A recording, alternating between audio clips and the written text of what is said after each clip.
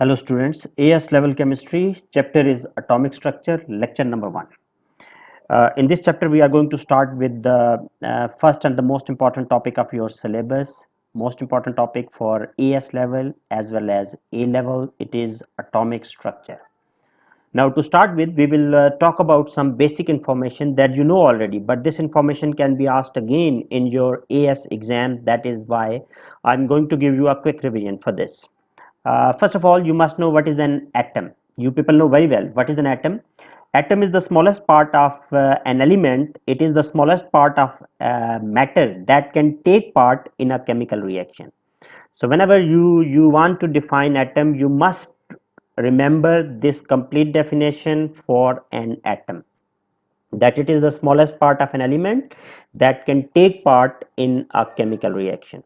Now next thing that you people know very well, an atom, it is always made up of two parts and three subatomic particles. Now what are the two parts that are present in an atom? One part of an atom is the central part. Central part of an atom, it is known as nucleus. Central part of an atom is known as nucleus, while the other part of an atom around the nucleus, that area, that region which is present around the nucleus, it is known as extranuclear part. Extranuclear part. So these are the two parts of an atom that you must remember. One part is nucleus, the central part, and other part is extranuclear part. Now, there are three subatomic particles that are present in an atom of an element. Now, what are the three subatomic particles that are more considerable, that are most important in an atom? One subatomic particle, it is proton, other is neutron, and the third one is electrons. There are three subatomic particles. Out of these three subatomic particles, protons and neutrons, they are present in the nucleus. Protons and neutrons are present in the nucleus.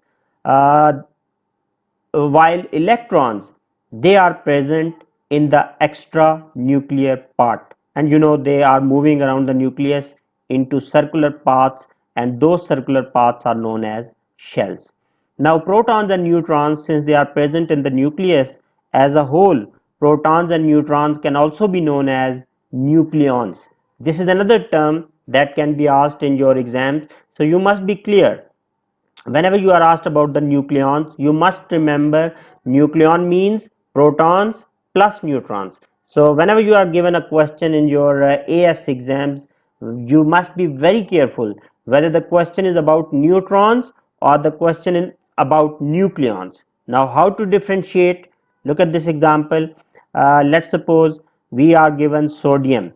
The atomic number of sodium is 11. Atomic number is always equal to number of protons or number of electrons, while the larger number is the mass number. Mass number is equal to number of protons and neutrons. So what, from this information, what you can easily guess, you can easily guess that there are 11 protons, 11 electrons and 12 neutrons. How we can get the number of neutrons? Mass number minus atomic number. Mass number is 23, atomic number is 11. So 23 minus 11, 23 minus 11 is 12. So there are 12 neutrons. But if ever you have been asked what is the number of nucleons in this particle, so what you must remember, nucleon number is always equal to the mass number. Whatsoever is the mass number of an element of a particle, that is the number of nucleons. So this information must be clear in your mind, that what is the difference between neutron and nucleon.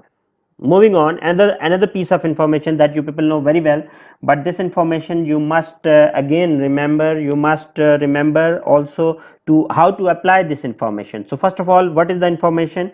You can be asked what is the relative charge and what is the relative mass of these subatomic particles that we study commonly under the heading of an atom. So you must know the symbol, the relative mass and relative charge of these three subatomic particles. As you know very well, the symbol of proton is small p, 1 positive, its relative mass is 1 and its relative charge is 1 positive. Proton is a positively charged particle. Compared to proton, neutron, its symbol is small n with a naught. Naught means neutron does not carry any charge, while the relative mass of neutron is equal to the mass of proton. It is 1 and it doesn't carry any charge. It is neutral subatomic particle. The third subatomic particle that we study, it is electron, small e with a unit negative charge. The relative mass of electron compared to proton and neutron, it is negligible. What is the numerical value that you can remember? There are three different numerical values that you can remember for as a relative mass of electron.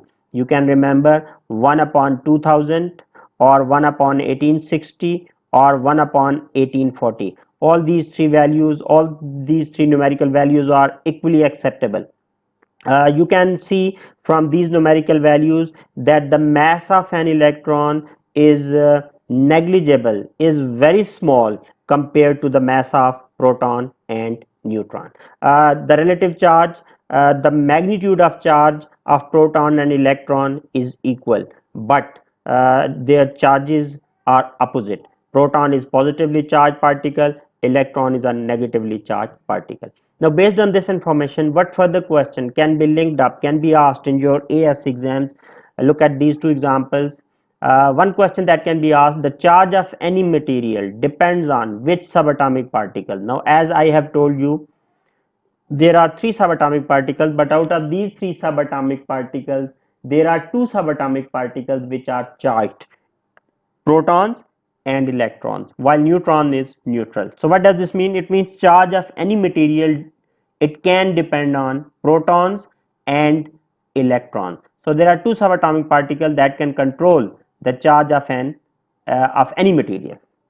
Now, as far as charge is concerned in chemistry, according to charge, we can divide all the materials into three main categories. What are the three main categories of a material according to the charge? One type of charge can be known as neutral charge.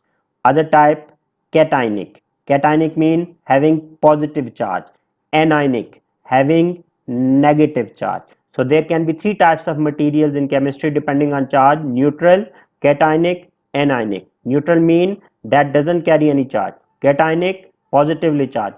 Anionic, negatively charged. Now, why a particle, why a material can be neutral? A material is neutral whenever number of protons, they are equal to the number of electrons. Whenever a particle, its chemical nature is like this, that number of proton is equal to number of electrons, that would be neutral. And when a material, it becomes cationic, it gets positive charge. When subatomic particle proton, it becomes greater in number compared to the number of electrons. Now, you people might be thinking how this is possible, that one subatomic particle can become greater and other may become lesser. There are two different processes you people have studied in your previous class. One is the loss of electron, that is oxidation. The other is gain of electron, that is reduction. So obviously, whenever a particle gets positive charge, its number of proton increases than the number of electron. It means that material would have undergone oxidation, because oxidation is the loss of electrons. Electrons have been lost. So when electrons have been lost, obviously the proton number would increase. Likewise, if a material, it has gained electron, it has undergone reduction, what happens? It could get negative charge, because number of protons, it would become less in that case compared to the number of electrons, and this is due to the process of reduction. So this is the information that can tell you that the charge of any material depends on protons and electrons. But you can also see, according to charge, there are three types of materials: neutral, cationic, and anionic. And the charge can be variable due to the loss or gain of electron. So it means which subatomic particle is more important in deciding the charge? It is electrons. So the important thing that you can remember now, important information, you must remember chemical properties, chemical changes of any material. They control charge and they depend on electrons. Chemical changes, which control the charge of a material, they depend on electron. So it means subatomic particle electron is playing more decisive role as compared to the protons in case of charge of any material. So you can ignore, as far as you are asked, charge of any material depends on what? If you just write down the charge of any material depends on electrons, not protons, even then your answer is correct, because proton, no doubt it is a charged subatomic particle, but otherwise it has no role during a process. Only electrons, they can be either lost or gained. So oxidation or reduction, they are responsible for creating a charge on any material. Next thing, based on subatomic particle, that can be asked, the mass of any material, the mass of any atom, it depends on what? As I have told you, the three subatomic particles, protons, neutrons and electrons, what we have seen, the mass of electron is negligible. It means this subatomic particle, they are responsible for deciding the mass, for controlling the mass of an atom, protons and neutrons. And you people know protons and neutrons as a whole, they are known as nucleons, and they are present in the nucleus of an atom. So that is why we can say mass of an atom, it is controlled by nucleus of an atom, while chemical mass is a physical property. So physical properties, you can say they depend on nucleons or they depend on nucleus, while chemical properties, they depend on chemical properties depend on extra nuclear part of an atom. So physical changes, they depend on neutrons, particularly you can say, because neutrons are present in the nucleus. Again we are ignoring protons, because number of protons, it is same in different atoms of the same element, but number of neutrons can be different in different atoms of the same element. How is that? That I will explain to you in the next lecture. Right now, I hope you would have enjoyed this lecture. Thank you for your time.